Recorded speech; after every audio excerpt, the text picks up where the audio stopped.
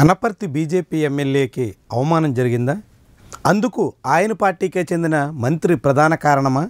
ఇలాంటి అనుమానాలే కలుగుతున్నాయి. అసెంబ్లీ సాక్షిగా బలభద్రపురం గ్రామ పరిస్థితి మీద అనపర్తి ఎమ్మెల్యే నల్లమిల్లి రామకృష్ణారెడ్డి తీవ్ర ఆందోళన వ్యక్తం చేశారు. అక్కడ క్యాన్సర్ సమస్య అత్యంత వేగంగా పెరుగుతోందన్నట్టుగా ఆయన ఆందోళన వ్యక్తం చేశారు. దాంతో అధికార యంత్రాంగం కదిలింది. మీడియాలో వచ్చినటువంటి కథనాలు కూడా అందుకు తోడ్పడ్డాయి. చివరకు కదిలినటువంటి యంత్రాంగం ఇప్పుడు ఎమ్మెల్యే మాటలకు విరుద్ధమైనటువంటి నివేదికను ఇస్తోంది. స్వయంగా బీజేపీకి చెందిన రాష్ట్ర మంత్రి సత్యకుమార్ వెల్లడించిన నివేదిక ప్రకారంగా అసలు బలభద్రపురంలో క్యాన్సర్ ప్రమాదకర స్థాయిలో లేదు. క్యాన్సర్ బాధితులు ఉన్నారు, క్యాన్సర్ కారణంగా మృతి చెందినటువంటి వాళ్ళు ఉన్నారు, క్యాన్సర్ లక్షణాలతో మరికొందరు ఉన్నారే తప్ప ఇది చాలా సహజమైనటువంటి విషయం అన్నట్టుగా సత్యకుమార్ తేల్చేశారు. దాంతో ఈ వ్యవహారం మీద ఇప్పుడు అనపర్తి ఎమ్మెల్యే నల్లమిల్లి రామకృష్ణారెడ్డి రగిలిపోతున్నారు.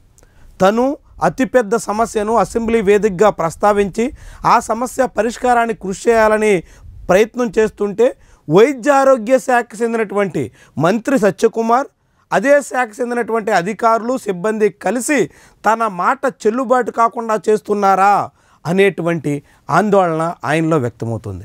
వాస్తవానికి అనపర్తి అసెంబ్లీ నియోజకవర్గం పరిధిలో నల్లమిల్లి రామకృష్ణారెడ్డి ఆరంభం నుంచి బీజేపీతో సంబంధం లేదు. ఆయన తెలుగుదేశం పార్టీ నాయకుడు. ఆయన కుటుంబం యావత్తు టీడీపీ నుంచే వచ్చింది.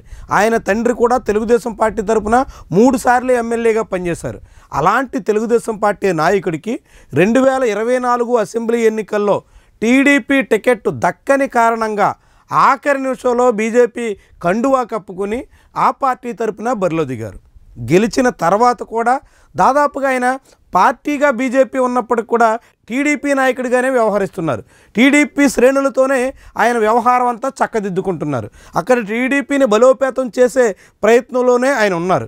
ఈ నేపథ్యంలో తెలుగుదేశం పార్టీకి అనధికారిక ఎమ్మెల్యేగా బీజేపీ తరపున అధికారికంగా వ్యవహరిస్తున్నటువంటి నల్లమిల్లి రామకృష్ణారెడ్డి విషయంలో సత్యకుమార్ వ్యవహరించినటువంటి తీరు వివాదాస్పదంగా మారుతుంది. దీనికి కూడా కారణం లేకపోలేదు. నల్లమిల్లి రామకృష్ణారెడ్డికి అనపర్తిలో ఉన్నటువంటి కేపీఆర్ సంస్థలకి మధ్య చాలా కాలంగా విభేదం ఉంది. గతంలో అక్కడ కేపీఆర్ పవర్ ప్లాంట్ కట్టాలని ప్రయత్నం చేసినప్పుడు నల్లమిల్లి రామకృష్ణారెడ్డి అడ్డుకున్నారు. ఆ తర్వాత కేపీఆర్ సంబంధించినటువంటి అనేక వివాదాలను సృష్టించి వాటిలో తన వేలు పెట్టి లబ్ధి పొందాలనేటువంటి ప్రయత్నం నల్లమిల్లి రామకృష్ణారెడ్డి చేశారు అనేటువంటి పేరుంది.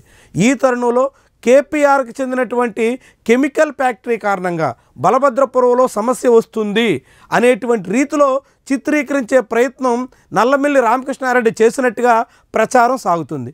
ఈ ప్రచారానికి ఇప్పుడు సత్యకుమార్ చెక్ పెట్టేశారు.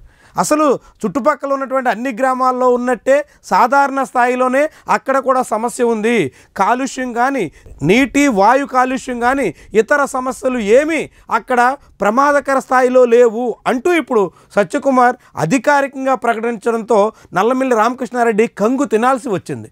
తాను కేపీఆర్కి చెక్ పెట్టాలనేటువంటి ప్రయత్నం చేస్తే అలాంటి దానికి అవకాశం లేకుండా సత్యకుమార్ చేసినటువంటి ప్రకటన తనకు అడ్డంకిగా మారుతోంది అని ఇప్పుడు నల్లమిల్లి రామకృష్ణారెడ్డి రగిలిపోతున్నారు.